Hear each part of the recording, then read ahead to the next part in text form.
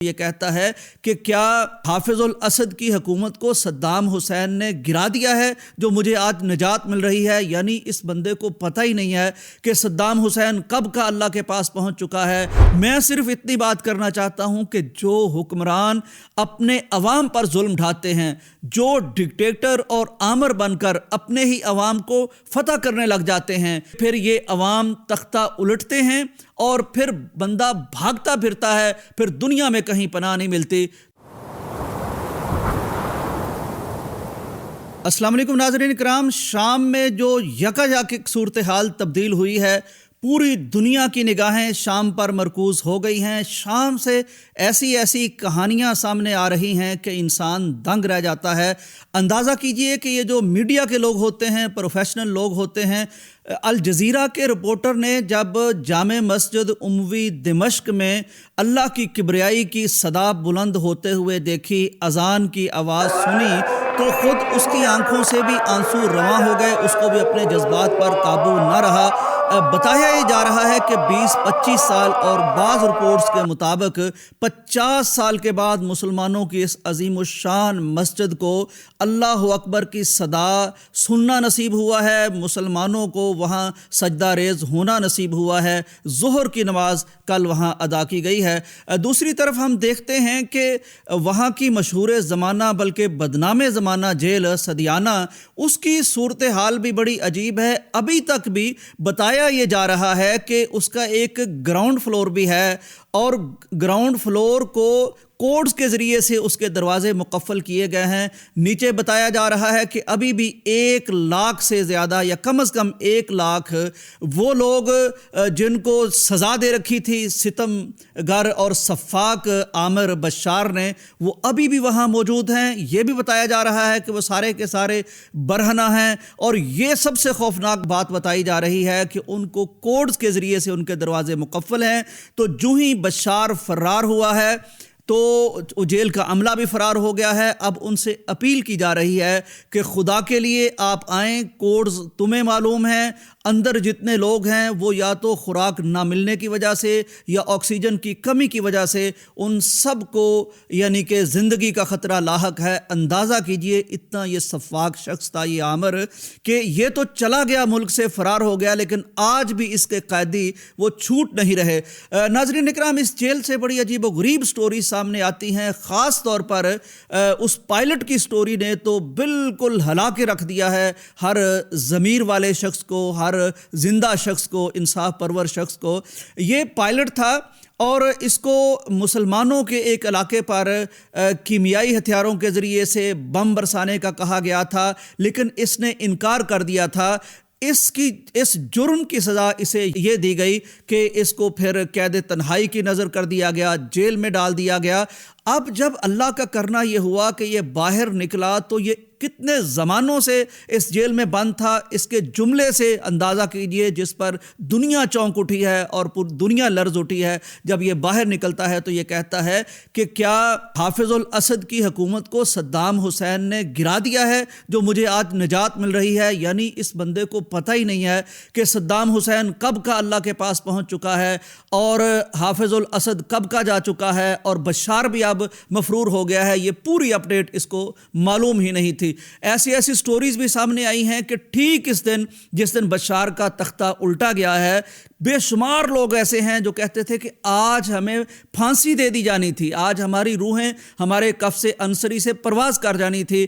تو آج لیکن یہ چونکہ حالات بدل گئے، انقلاب آ گیا، تو چنانچہ ہماری جانیں بچ گئی ہیں۔ ایسے مناظر جذباتی سامنے آ رہے ہیں کہ بچے کوئی اندر تھے وہ باہر نکلے ہیں، وہ ماؤں سے چمٹ رہے ہیں، اور کچھ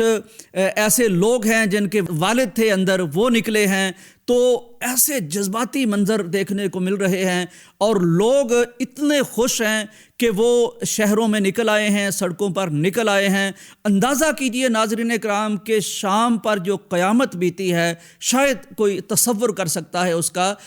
لاکھوں کی تعداد میں لوگوں کو قتل کیا گیا۔ جب اپنے ہی حکمران اپنے ہی عوام کو قتل کرنے لگ جائیں تو پھر کس سے بندہ شکوہ کرے؟ لوگوں نے جان بچانے کے لیے یہ کیا کہ کچھ لوگ یورپ کی طرف چلے گئے، کچھ لوگوں نے سرحدوں سے دھکے دے دیے، اور بے شمار لوگ ترکی میں آ گئے، بے شمار لوگ کیمپوں میں پڑے ہوئے تھے۔ اندازہ کیجئے کہ 70-75% اس ملک کی آبادی وہ سنی العقیدہ ہے، لیکن بشار اس کا عقیدہ ایک علوی اس کا یعنی کہ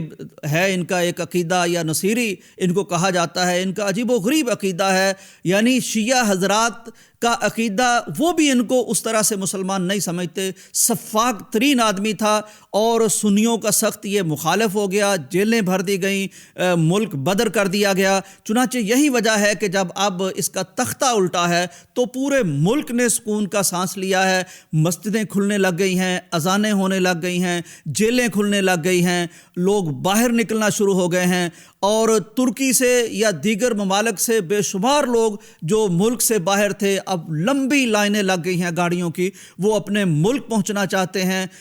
یہ جن قوتوں نے اب اس کو بشار کو چلتا کیا ہے، پہلے تو یہ بھی خبریں آئیں کہ اس کا طیارہ گر گیا ہے، لیکن وہ خبریں ٹھیک نہیں تھی، ریڈار سے آؤٹ ضرور ہوا تھا، یہ ماسکو میں اتر چکا ہے۔ ناظرین، میں یہاں یہ بھی بتاتا چلوں کہ اتنا یعنی 30 سال سے تقریباً یہ بشار ظلم ڈھا رہا تھا اپنے شام کے عوام پر، اور اس سے پہلے اس کا باپ حافظ اسد تھا، یعنی تقریباً کوئی 50 سال سے یہ لوگ جو تھے یہ ظلم کی سفاکیت کی چکی میں پس رہے تھے۔ زمین، اپنی ہی زمین ان پر تنگ پڑ چکی تھی، دنیا بھر کے دروازے ان پر بند ہو چکے تھے، تو یہ اب قایا کلپ ہوئی ہے۔ میں یہاں یہ بھی آپ کو بتا دوں کہ یہ ہوا کیسے۔ ناظرین اکرام، آپ کو اندازہ ہے کہ یوکرین میں ایک جنگ جاری ہے جس کا ایک فریق روس ہے، دوسرا فریق یورپ ہے، امریکہ بھی اس کے ساتھ ہے۔ تو پہلے یہ عرب سپرنگ میں جب یہاں مشرق وسطیٰ میں معاملات چلے اور بغاوتیں ہوئیں اور تختے الٹے گئے، تو اس وقت بشار کا تو سب سے اولین معاملہ بنتا تھا کہ عوام اس کو مسترد کرتے۔ انہوں نے کوشش بھی کی، لیکن ادھر سے روس نے اس قدر بشار کی مدد کی، اس کو جہاز بھیج دیے، جو اسلحہ چاہیے تھا بھیج دیا، فوجیں بھیج دیں۔ چنانچہ یہ اس وقت تو خیر بشار بچ گیا، لیکن اب چونکہ یوکرین جنگ میں بری طرح مصروف ہے، روس بھی، ادھر ایران کی بہت بڑی پراکسی تھی، یہ ایران بھی بہت سپورٹ کرتا تھا بشار کو، تو اب ایران کا معاملہ بھی اس طرح کا تھا۔ چنانچہ یہ موقع غنیمت ملا ان قوتوں کو جو اس کے ظلم سے جان چھڑانا چاہتی تھیں، چنانچہ وہ آگے بڑھے اور بڑھتے چلے گئے، اور پھر انہوں نے شہروں کے شہر فتح کیے، مظلوم عوام کو چھڑایا، جیلیں ٹوٹی، لوگوں نے سکھ کا سانس لیا۔ میں صرف اتنی بات کرنا چاہتا ہوں کہ جو حکمران اپنے عوام پر ظلم ڈھاتے ہیں، جو ڈکٹیٹر اور آمر بن کر اپنے ہی عوام کو فتح کرنے لگ جاتے ہیں، پھر ایک وقت آتا ہے، ظلم کی رات جتنی بھی طویل ہو جائے، ایک وقت آتا ہے کہ پھر یہ عوام تختہ الٹتے ہیں اور پھر بندہ بھاگتا پھرتا ہے، پھر دنیا میں کہیں پناہ نہیں ملتی۔ تو اللہ کرے کہ ہم سب سبق سیکھیں، سارے حکمران سبق سیکھیں، یعنی اقتدار آپ کو کسی صوبے کا مل جائے، ملک کا مل جائے یا کسی اور جگہ کا مل جائے، ایسا نہیں ہونا چاہیے کہ جب آپ کو آپ کے ظلم کی وجہ سے، سفاکیت کی وجہ سے،